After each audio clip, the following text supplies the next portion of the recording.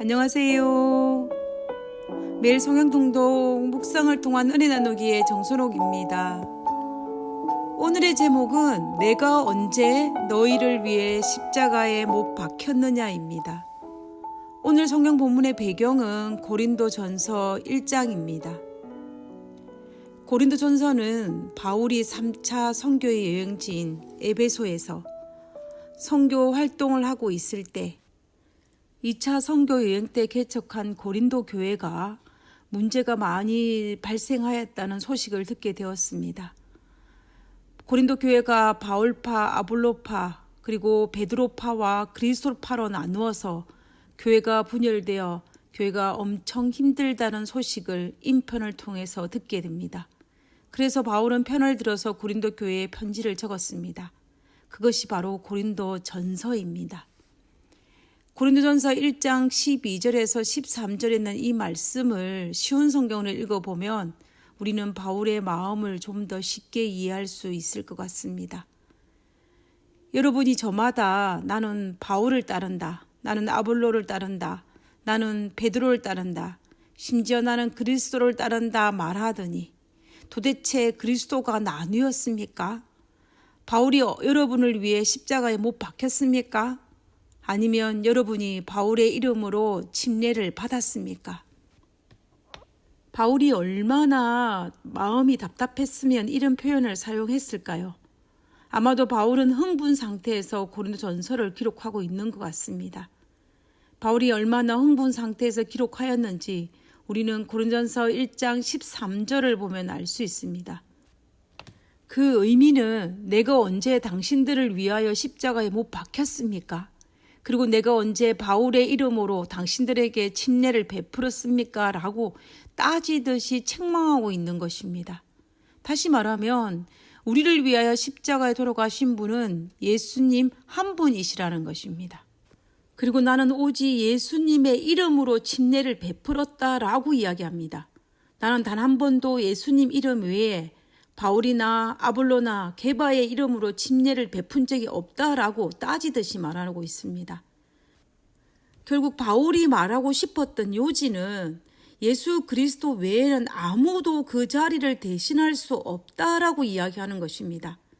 그럼에도 불구하고 고린도 교회는 바울파니, 아볼로파니, 베드로파니, 그리스도파니 하면서 서로 분열되고 네 분파로 나누어서 분열하고 있다니 참으로 어처구니 없다라고 말하면서 책망하고 있는 편지입니다. 이런 행동은 참으로 어리석다고 바울은 지적하고 있습니다. 교회의 연합의 비결은 예수 그리스도를 중심으로 두면 가능합니다. 그러나 만약 사람을 교회 중심에 두면 분열이 생기기 마련입니다. 그런데 고린도 교회는 교회를 개척한 바울을 중심으로 그리고 예수님의 수지자인 베드로를 중심으로 그리고 말 잘하는 아볼로를 중심으로 교회가 연합하고자 하니 문제가 생길 수밖에 없는 것입니다. 교회는 절대로 예수 그리스도 외에는 그 어떤 것도 그 자리를 대신할 수 없음을 바울은 단호하게 지적하고 있는 것입니다. 만약 교회가 예수 그리스도 외에는 다른 그 어떤 것을 그 자리에 두게 되면 언제나 교회는 분열이 일어나게 될 수밖에 없습니다. 교회의 목적은 예수 그리스도를 경배하기 위해서입니다. 교회의 목적은 예수 그리스도를 사람들에게 전하기 위해서입니다. 그런데 교회의 중심이 그리스도가 아니라 그 어떤 것이 그 자리를 대신하면 당연히 교회는 그 기능을 상실하게 될 것이고 교회는 문제가 일어날 수밖에 없습니다. 그래서 교회에서 일어나는 모든 문제의 원인은 바로 성령의 결핍입니다. 제2차 세계대전 직후에 한 기독교 대학이 캘리포니아에 있는 어떤 산속에서 수양회를 개최했다고 합니다. 이 수양회에 참석한 사람들 중에는 히틀러 당시에 독일 공군에 복무했던 조종사가 있었고 그리고 일본을 위해 싸웠던 조종사도 있었습니다. 그리고 독일 폭격에 참여했던 미 합중군 공군 소속의 전직 조종사도 있었습니다. 이 3명의 조종사들은 구원을 받은 경험이 전에는 없었고 또 서로를 만나본 일은 없었습니다. 그럼에도 불구하고 얼마 전에 있었던 그 전쟁에서 서로 총칼을 휘두르며 싸웠던 적들이었기에 그들의 마음은 아주 불편했을 것입니다. 드디어 수영회가 마치는 마지막 시간에 모든 사람들이 캠플파이어의 주위에 모여들었습니다. 사회자는 사람들에게 주 예수 그리스도를 자신의 구세주로 영접하라고 권유하였습니다. 그리고 만약에 주님을 위해 그들의 생명을 번제물로 기꺼이 드리겠다면 그 표시로 막대기를 그 캠플파이어 불 속에 집어 던지라고 말했습니다. 한참의 침묵이 흐른 후에 독일 조종사가 마침내 그가 가지고 있던 막대기를 불 속에 집어 던졌습니다. 그리고 그 뒤를 이어 일본 조종사도 그리고 미국 조종사도 따라 그 막대기를 불 속에 집어 던졌습니다. 그들은 예수 그리스도를 자신의 삶의 중심에 모시기로 결심한 것입니다. 그들은 눈물이 눈에 가득 고인 채 옛날에 그들의 적들이었던 그들을 서로를 팔로 감싸 안고 다른 성도들과 함께 목소리를 높여서 주 믿는 형제들이라는 찬송가를 불렀다고 합니다.